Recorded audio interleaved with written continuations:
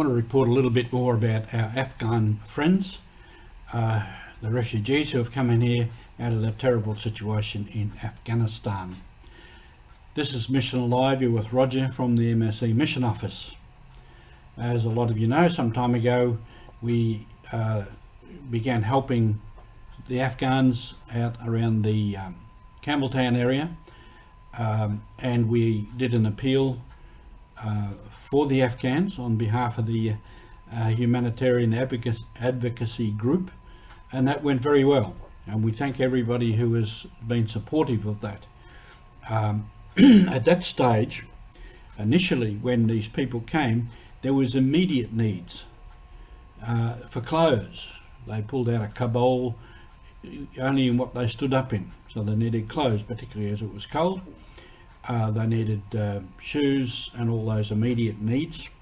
They also needed local knowledge of things about buses, trains, shops, stores, all kinds of stuff. They came from another country, another culture, into Australia, which is a very strange place for them.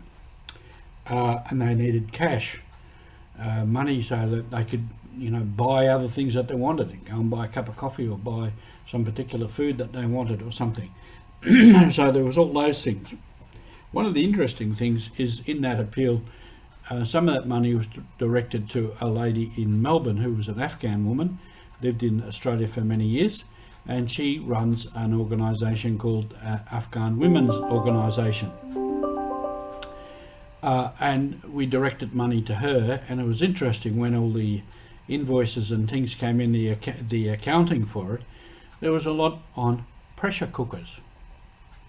And I thought, that's interesting, pressure cookers. And I made some inquiries. Apparently, cooking in a pressure cooker is a fairly standard way of cooking in Afghanistan. Maybe some of their meat is might be a bit hard, a bit tough, like goats or camels or whatnot. So the pressure cooker cooks them very nicely, and they can put all their vegetables and whatever they want in there. So this is a particular, it's a cultural thing from a different place. And they got here and no pressure cookers. How are we going to cook?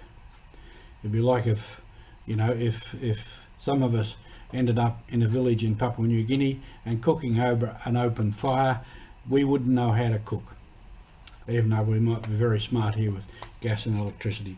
So that's just a thing, the difference when people come from another culture. And we have to keep that in mind, as I've said recently, with language. Just the way we speak and the things we say and how we say them are often very strange for others. And often too, they might use the English language in ways that we find strange. That's not to say people are stupid or that we're stupid or whatever. It means we're different. And that demands we have to have respect for each other, we have to have love for each other, we have to have acceptance.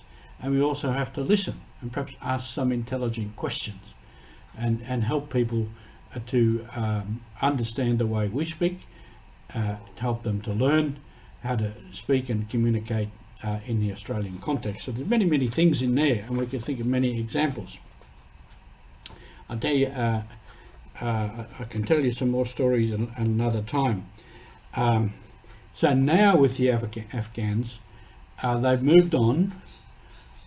Most of them are now within the government system of centre care and all of those things. And some have moved on to getting jobs. Some have got housing, at least temporary housing. A lot now they're looking for furniture. And often people are willing to donate furniture, which is very generous. But then the difficulty is to get some money to hire a truck to carry the furniture. So life gets complicated, but they're moving on, they're moving along. And that's good, and they're starting to become part of our society. But they still need a lot of follow-up with contact, friends, family to family, and that sort of thing. And one comment from an Afghan was about how the Christian churches have been so open and so helpful. And there is a report of all the different Christian churches in Australia, how much they have gathered together and helped the Afghans in many different ways. And there will be more Afghans coming in due course. Enough for now. Part of our mission is to be welcoming of people, accepting of people, and that applies to everybody. So we are all on mission. Have a good time of mission.